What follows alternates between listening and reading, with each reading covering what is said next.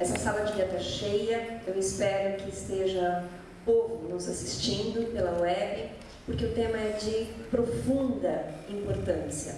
Falar sobre água significa falar sobre a vida. E eu agradeço essa oportunidade de ser ouvida pela casa que hoje eu trabalho, que é a minha casa, que é a Unicamp, porque eu sou professora de Direito e não há curso de Direito na Unicamp. E ser ouvida por essa casa, pelo Penses, para poder apresentar o tema como um fórum estratégico, é fundamental. Nós devemos conhecer o que vem a ser a água, esse bem fundamental para a nossa existência. Então, a minha fala vai ser primeiro de conscientização e com alguns aspectos legais, porque eu sou de Direito e desde 99 esse é o tema que eu venho me dedicando. Senhoras e senhores, algo muito importante. Não dá para pensar em qualquer que seja o empreendimento, qualquer que seja a ação, particular ou pública, se não levarmos em conta a questão das águas dos nossos recursos hídricos. A própria Unesco já declarou isso há muitos anos, a humanidade sabe disso há muitos anos, uma vez que escolheu viver próximo à água e assim formou-se as civilizações ao longo da nossa história. Nós sabemos também, eu gosto de repetir, é importante, a quantidade de água doce disponível para o ser humano e para todas as suas atividades é muito pequena. São 2,7% de água doce no planeta. Dessa, nós temos uma quantidade muito pequena, menor ainda, nos lagos e pântanos e nos rios, que são as águas disponíveis para o nosso consumo, são as águas visíveis. No entanto, também temos um percentual muito grande de 22,4% de água no subsolo. E aí vai ao encontro a fala do professor Ademar ao falar como é que estamos gerindo o uso do solo, porque daí vem a proteção ou não dessas águas subterrâneas. O Brasil é detentor, e olha que demais, de aproximadamente 13% da água do mundo, dessa água doce e líquida. No entanto, como é que a gente está cuidando dessa água? Nós vemos aí a questão da região sudeste, onde estamos inseridos, e em 2002, esse é o último estudo que eu encontrei, onde define quantidade de população, área territorial e disponibilidade hídrica, feito pelo Rebouças, e ali há 12, quase 13 anos, nós tínhamos que 42,21% da população vivia já na região sudeste. Eu tenho certeza que a população é muito maior. E somente 6% dos recursos hídricos estavam nessa região. E agora nós sabemos que é menor esse percentual. Isso tudo nos assusta, nos leva a refletir, vamos pensar juntos. E a própria Constituição, a lei, ela diz o seguinte, que a vida é um direito fundamental, ora senhores. Então, dessa forma, a água é também um direito fundamental, porque sem água não há vida. E a Constituição, ela traz no seu artigo 225 uma questão muito, muito importante. Não basta ser vida, uma pseudo-vida, qualquer vida, mas uma vida saudável. É a busca da sadia qualidade de vida. Então é necessário ter água e água com qualidade. Isso é fundamental. É a única forma de termos, então, uma vida digna, como brasileiro ou como qualquer que vive dentro desse território. Bem, o próprio Rebouças, que eu gosto muito de usar os trabalhos dele, ele nos distingue o que é água e o que são os recursos hídricos. A água é aquele elemento natural desvinculado de qualquer uso ou utilização. É toda essa que está na natureza. Mas somente é chamado de recurso hídrico a água quando ela é considerada como bem econômico, né? E é passível de utilização para tal fim. Então, quer que seja, né, utilizemos o termo água ou recurso hídrico, ambos, né, se pensarmos nessa divisão, há o perigo, estão em perigo, né? A própria lei, ela traz a Lei da Política Nacional de Recursos Hídricos, datada de 1997, os chamados usos prioritários dentro dos vários usos que são os usos múltiplos da água. Esses usos prioritários, eu tenho ali o consumo humano e a dessedentação de animais. E isso quando ocorre a escassez. Escassez é essa que estamos vivendo. Como é que está a questão dessa gestão para voltar essa água ao consumo humano? Esse é prioritário. É isso que está sendo feito? A distribuição dessa água, né, ela tem como abastecimento humano 27%, a irrigação 40%, a indústria 17%, turismo, lazer e outros usos, nós temos aqui 16%. Vejam, agora é a hora.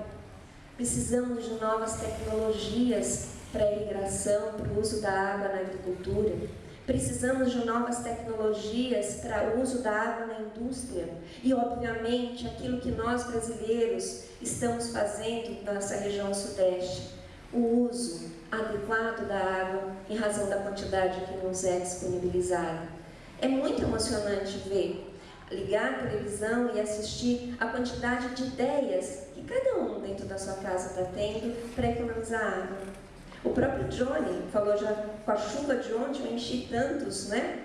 Não lembro a expressão que ele usou, eu imagino um tubão, alguma coisa assim. Mas é a verdade. Mas não basta só isso. Basta cuidar, é necessário zelar, né? Então, é necessário a criação de verdadeiros mecanismos de gestão da água. Porque nós vivemos um momento de crise.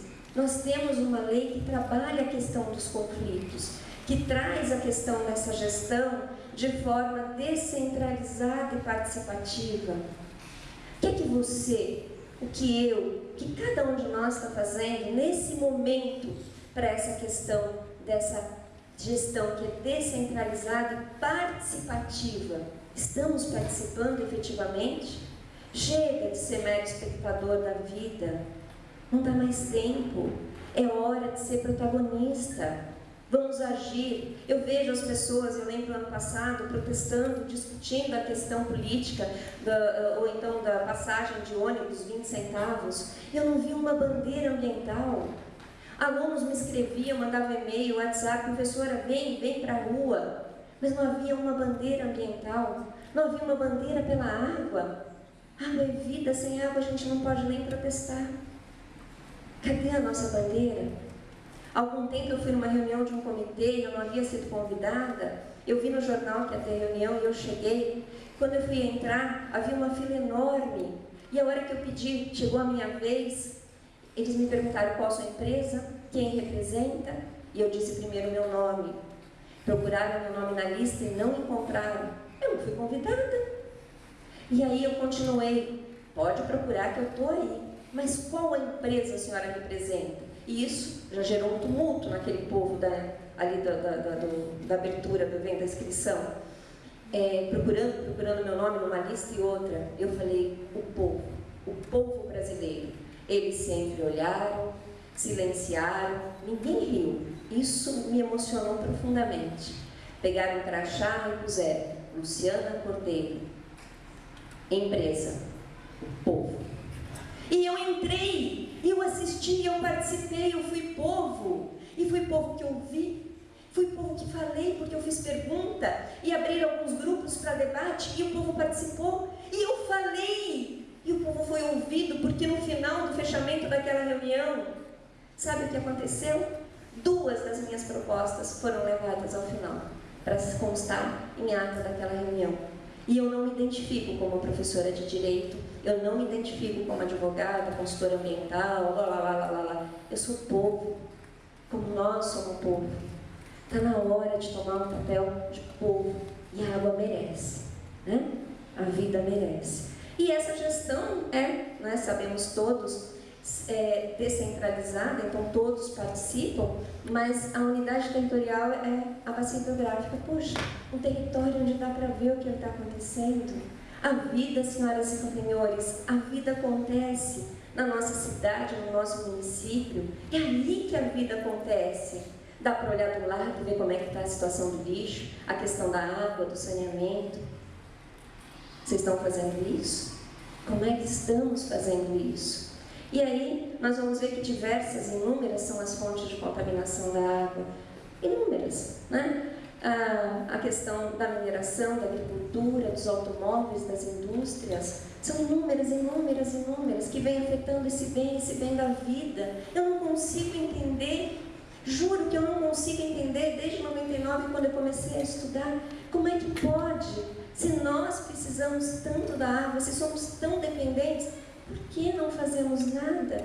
Que geração dentro da torneira. Abre a torneira e pronto, não precisa se preocupar com o que tem atrás. Não dá, tem que mudar, precisamos mudar, urge uma mudança.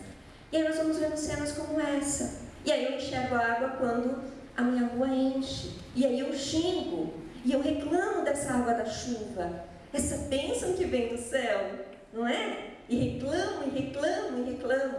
Mas o que eu faço? Eu até costumo dizer, né, conto para meus alunos, que até para arrumar marido eu fiz um teste da bala. Ai, sumiu. O que aconteceu? Eu fiz o teste da bala para ver se ele era um poluidor ambiental ou não. Eu entregava uma bala para o moço, eu não sei fazer funcionar aqui. Eu entregava uma bala para cada moço que eu achava interessante, e aí eu via o que ele fazia com o papel de bala. Dependendo do que ele fizesse, eu saía com ele ou não. Até que um dia eu conheci um moço que eu casei. Eu entreguei para ele o papel de bala, eu tinha feito teste até com o promotor de justiça.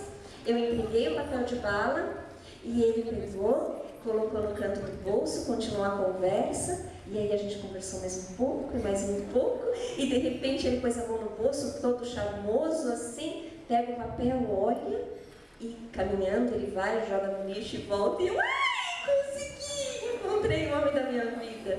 Ou seja, alguém que se preocupa com o que fazer com o lixo. Porque vejam aquela imagem ali, é todo o lixo depois da chuva. Deve ter muito papel de bala aí também.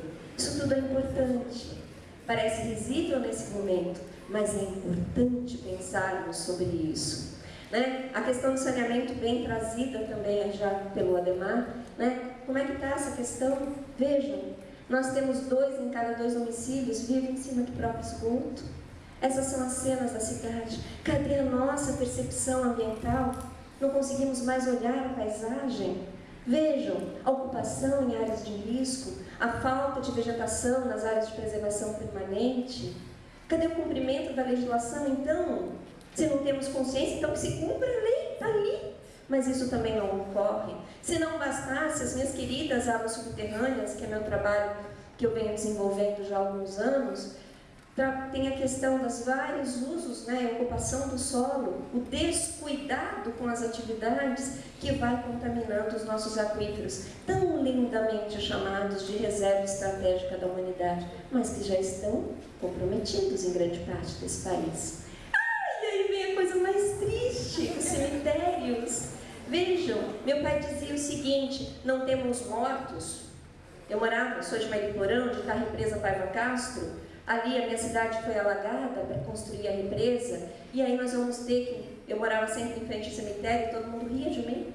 Coitada da menina que mora em frente ao cemitério. À noite o fantasma te puxa a perna. E meu pai me forticou, e dizendo, não, responda a todos. Os mortos não podem fazer mal, os vivos sim. Tadinho do papai.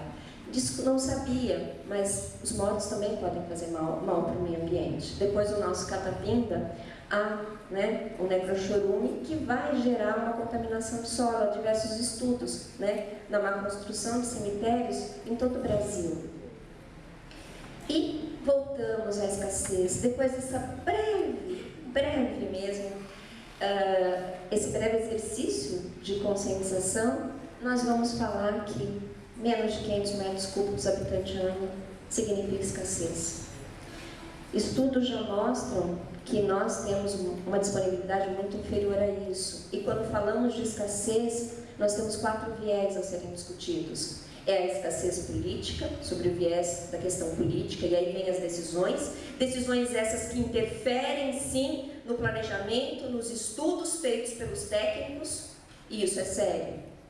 A questão econômica, que também vai deixar de lado a questão da prioridade do consumo humano para as atividades que são econômicas, no total desrespeito à lei, a questão social que afeta é a miséria, a pobreza e a doença, a falta dessa saúde, dessa qualidade da água, e a questão ambiental quando olhamos o todo que nos cerca. Então, aquelas imagens eram justamente para construir essa percepção.